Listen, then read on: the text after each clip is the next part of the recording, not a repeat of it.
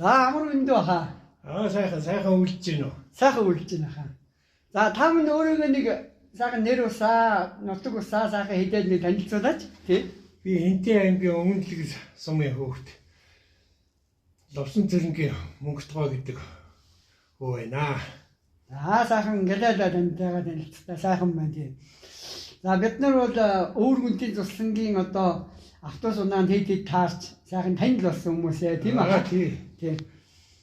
За Мөнгөтгой хасаа нэг сайхан таньяас нэг хөөс сонсомоор санагдаад тэгээд та нэг өөрийн ээжтэйгээ амьдарч байх үед тэр нэг авдарныхаа тагин дээр тэр хөлөг тоглоом зураад тоглож байсан тэр үеийг нэг сайхан ярьж өгөөч бидэнд тий. За бидний баг байхад орой ажилдаа унтахын алдаад янз янзын үлгэр домог ярина. Онцгой таалцсан тэгээд хөлөг тоглоом тоглоно. Тэгээ авдарн дээр 90 авдарныхаа дотор талд нь ярьсан бууг намнах гэдэг тоглоом ягаад зурцсан тэрэн дээр шагаа хаяад тоглоулдаг байлаа. Тэр оройдоо тэр тоглоомыг хэн өдөртөх вэ? Одоо та юу өдөртөж тоглодог юм уу? Аюу тоглоом тоглоё гэдгийг юу хэн эхэлж хэлэх вэ? Ээж маань өдөр. Ээж хэлэх юм. Ээж өдөртөд тоглоулдаг байсан. Тэгээд ээж одоо авдарныхаа тагийг наашаа сөхөөд дотор талд нь зурцсан байгаа гэж тийм ээ? Дотор талд нь зурцсан. Тэгээд тэрэн дээр ер нь нэг л тоглоом байсан уу? Бас жижиг сажиг өөр тоглоомуд байсан уу? Нэг л тоглоом. Нэг л тоглоом байсан. Бууг намнах гэдэг. Тийм байна. За энэ тоглоом бол дээр 1966 онд хэвлэгдсэн Намжил Дорж гэдэг хүний одоо эмэгтгсэн Монгол ардын хөлөг тоглоом гэдэг хоёр бат номон дээр яг энэ нэрээрээ байдаг. Мөн одоо уур талын бууг гэдэг ч бас ийм нутгийн нэр байдаг шүү гэдгийг тайлбарласан байдаг шүү. За таньдаа сайхан энэ сайхан хөөцийг би сонсъё гэж бодож энэ бичлэгийг эхлүүлсэн. За тэгингээ Мөнгөтгой хасаа одоо энэ хүүхэд багчуудыг үл тоглол гэж хэлэхээс илүү аав ээж нь өвөө эмээ нь алюминийг наашиг тоглоё гэж одоо өрдөг байжээ тийм ээ. Таны саяны жишээнээс энэ тал дээр та энэ одоо ээжтэйгээ тэгж үлгэр туйл сонсох тоглоом тоглож байсныг хожим хойно бодох нь муу танд одоо ямар санагддаг вэ? Энэ талаас бас нэг сонсомоор байна. Ер нь бол тэгээ хүүхдийг сурган хүмүүжүүлж арга байсан юм байна. Гэрийн хүмүүжил. Тэндээс үл тэгээд хоорондоо эв нэгдэлтэй байх, бие биенийгээ хүлээстэй хандах тийм юмыг тэр тоглоомоор дамжуулаад сургадаг байсан юм байна гэдгийг би ойлгож байна.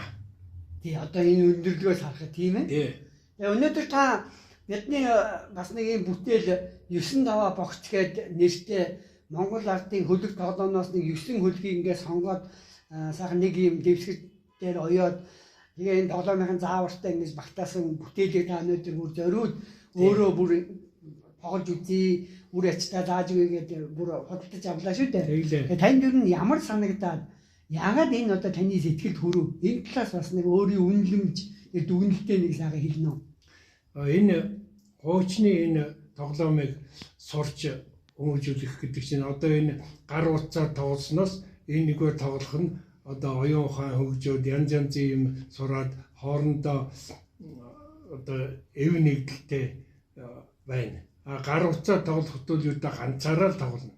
Энэ тоглоом бол олуулаа ингээд ягаад эвсэг хамтч болох талтай гэж би үзэж би энийг сонирхоод бүр авъя гэж авч хийлгээ гэж хийлгсэн хүн байгаамаа. Тэгээд та атарж өгч надад тусалсан танд их баярлалаа.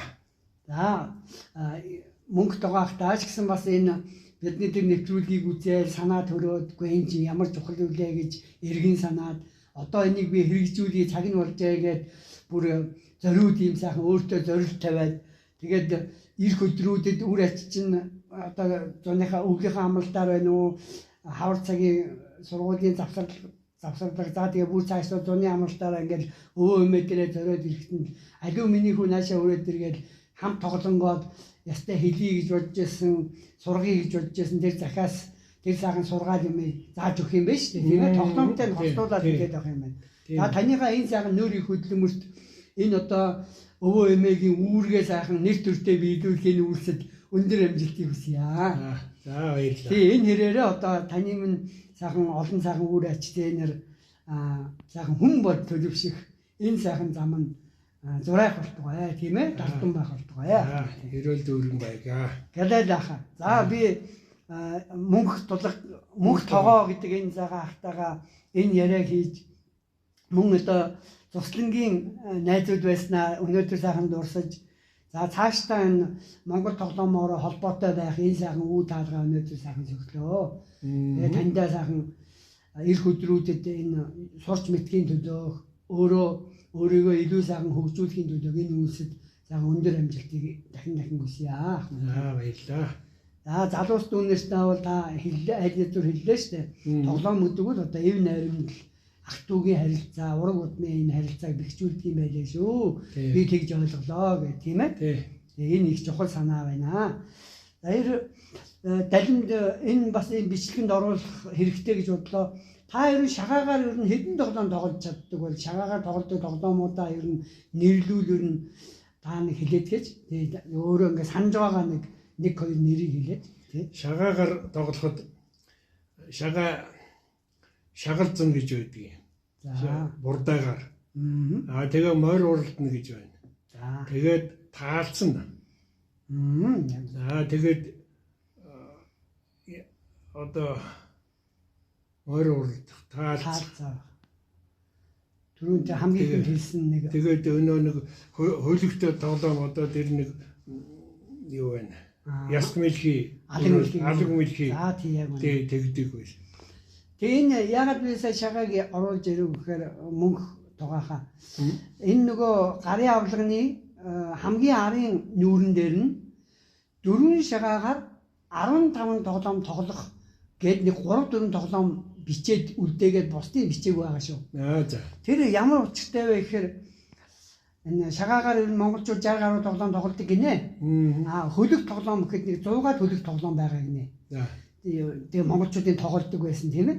Тэгээ энэ болгоныг ер нь эзэмшсэн эмээ өвөөнөр л одоо олон байвж ээж нөгөө үр ачтаа үлгэрч яг нөгөө өөрийн захиас юм тоглоомынхаа дундуур хэлж өгөөр захиад өгдөг юм байна.